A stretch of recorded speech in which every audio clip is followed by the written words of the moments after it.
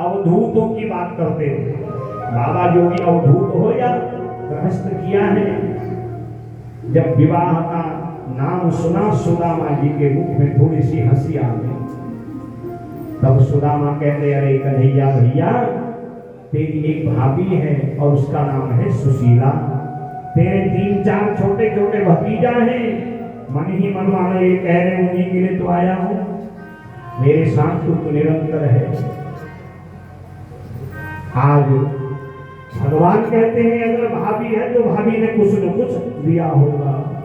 सुदामा कहते पूरी पोल खोलने के चक्कर में मारा और मारा झपटा जैसे बाज पक्षी पे झपटा मारता है। और उस छुपा रहे कोख की पोटली को भगवान ने छीन लिया। इत्थम विचिन्त्य वसनाम चीरबद्धाम विजन्मनम स्वयं जहार किरीटम विधि प्रधन कंडुलम।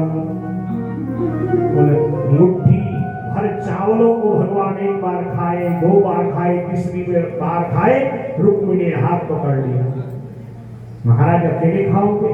ब्राह्मण जो लाए हैं वो प्रसाद होता है और उसको सबको बांटा जाता है। मानो ये कहना चाह रहे हैं आप 56 भोग खाते हैं और यदि खाली कच्चे चावल खाओगे पेट बिगड़ सकता है।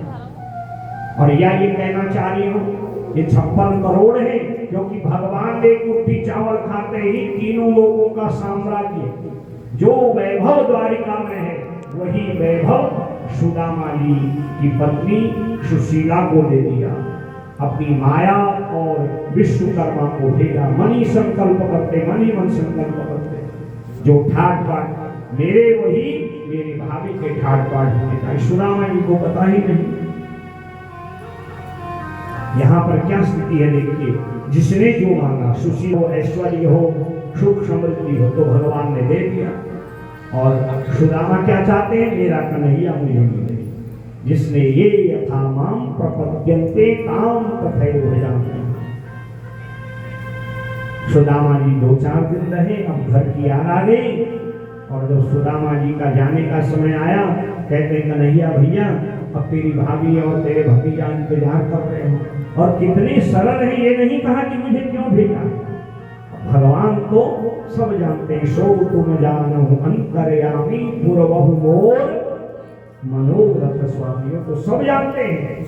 भगवान बच्चे की तरह है। जैसे छोटा बच्चा है, जब तक वो बिल्कुल छोटा रहता है तब तक उसके माता पिता उसकी सारी इच्छाओं की, उसकी सारी सेवाओं का ध्यान रखते हैं। कब जगाना है, कब सुलाना है, कब नहलाना है, कब वस्त्र बदलने हैं, कब भोजन कराना है। तो वैसे ही हम बाल बुद्धि के द्वारा जब भगवान का भजन करते हैं, जब पहाड़ों में जाकर लगती है ना नचाते देवताओं को, और यहाँ तो रोज लग रही है। क्या कहते हैं? परमेश्वरा हम नर बानर से इतने लाठी बन जाते हैं, बनना पड़ता है। सूखी लकड़ी ज्यादा पड़ती है तो तड़प जाती है। इसलिए सरल बनिए, सहज बनिए, बाल बुद्धि से भजन करिए तो भगवान देखता है मेरा भजन में लगा है तो सब देना है। दे दिया सुदामा। सुदामा जी को बताइए। सुदामा जी कहते भैया अब जाइए। अब ऐसे कैसे जाओगे महाराज? ब्राह्मण घर में आया बिना आशीर्वाद के जाए। एक एक रानी आई, रुक्मणी आई, जाम्बवती आई, सत्यभामा, कालिंदी, मित्रविंदा। सुदामा जी आशीर्वाद देते पुत्रवती भव, पतिप्रिया भव, सौभाग्यवती भव, रूपवती भव, धनवती भव। 2, 4, 6, 10, 20 आए तो बड़े ठाट बाट से आशीर्वाद। 10, 20, 25 निकल गए तो अब महाराज भव भव, और 100, 200 निकले अब तो भव भी नहीं आता। भव अब कितना आशीर्वाद देंगे? अरे कन्हैया भैया ये कौन है? बस महाराज आप आशीर्वाद दीजिए, ये सब आपकी बहुएं हैं। कितने हैं? बस नजर न लगे 16,108। अरे भैया धन्य है तेरे लिए, धन्य है। अगर इनको आशीर्वाद देते देते कहीं मैं यहीं रह गया तो गोविंदाय नमः। तेरी भाभी इंतजार करते रह जाएगी, मन ही मन कह रहे हैं कहा तू जिनका पति परमेश्वर तू ही आशीर्वाद ले। और भगवान तो यही चाहते हैं ब्राह्मणों के चरणों में रहूं। सुदामा जी ने भगवान को आशीर्वाद दिया। रथ को सजाया गया। सुदामा जी सोचते शायद रथ में खाने पीने की सामग्री होगी। अपने सारथी दारूक से कहा, अब सुदामा जी को सुदामापुरी छोड़ना है। क्यों?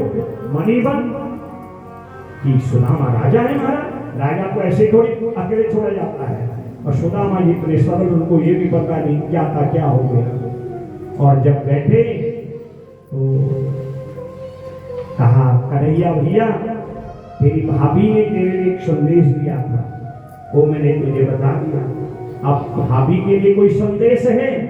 सुदामा जी सोचते हैं क्योंकि सुशीला ने कहा था कि जाओगे तो अन्न धन वस्त्र आदि मिलेगा, यहाँ तो कुछ भी नहीं है। 4 मुट्ठी चावल 4 दिन के खाने पीने का जुगाड़ा होगा, वो भी गया। तो भगवान को याद दिला रहे हैं। भगवान तो सब कुछ पहले ही सब कर चुके माना। हाँ सुदामा जी, जब मेरी भाभी मिले उनको मेरा एक संदेश देना। और जो संदेश सुशीला ने दिया उसी का प्रत्युत्तर भगवान ने दिया और सारा वैभव समर्पण कर दिया। कहा, जब मेरी भाभी मिले मुझ देवर द्वारिकाधीश कृष्ण का संदेश करना, उनको संदेश देना। होनी थी जो हो गई, अब नहीं एकादशी हो, भाभी जी तेरे घर में नित्य द्वादशी हो। अब जितना भूखा रहना था, एकादशी करना था, व्रत करना था तो कर लिया। और अब तेरे घर में द्वादशी अर्थात जो वैभव, जो सुख साधन, जो 56 भोग 33 व्यंजन द्वारिका के, भाभी वो तेरे घर में रहेंगे। जब तक तुम रहोगे तुम्हारे बच्चे रहेंगे, मेरे मित्र सुदामा रहेंगे। अन्न धन वस्त्र सेवा की कोई कमी नहीं। जैसा भजन करोगे वैसा मिलेगा। एक दूसरे का आलिंगन किया और सुदामा जी विदा हुए। जब गए सुदामा मंदिर देख डरे, यहाँ हमारी टूटी झुपड़िया, ऊंचे भवन खड़े, सुदामा मंदिर देख डरे। सुदामा जी देखे मेरी तो कुटिया है ही नहीं, बड़े बड़े महल खड़े हैं। सोचे कोई राजा आया होगा। और राजा ने, भाई राजा है कुछ भी कर सकता है, मेरे बच्चों को, मेरी ब्राह्मणी को भगा दिया होगा, अपना महल बना दिया। वे राजा कुछ भी कर सकता है। पर राजा ने महल बनाया, वो राजा की मर्जी। पर मेरी 1.5 हड्डी की ब्राह्मणी, मेरे बच्चे कहाँ होंगे? इतने में सुशीला माई सज धज के 16 श्रृंगार छम छम आरती माला लेके, महाराज की जय हो, महाराज की जय हो। सुदामा जी सोचते हैं राजा की पत्नी होगी, ब्राह्मणों का भजन करती होगी, शायद दाम दक्षिणा देने आई होगी, तो मुझे ब्राह्मण समझ के कुछ दे रही होगी।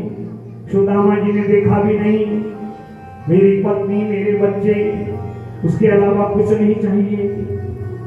सुशीला कहती है, महाराज 4 दिन अपने मित्र के वहां क्या गए, अपनी सुशीला को ही भूल गए।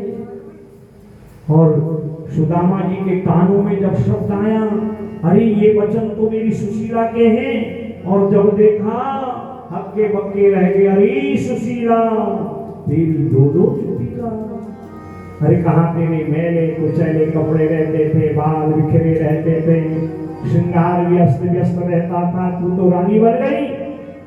कहा मैं रानी नहीं, आपके ये सब बेटा राजकुमार बन गए। ये सारा वैभव भगवान ने आपके जाते ही लुटा दिया, और अब आप यहाँ के राजा हैं। चलिए महाराज। तो बड़े बड़े ज्ञानी संत कहते, सुदामा जी कहते, नहीं नहीं मुझे ये नहीं चाहिए, ये मेरा कन्हैया मुझे अपने से दूर करना चाहता है। जैसे खिलौने दे करके माँ घर का काम कर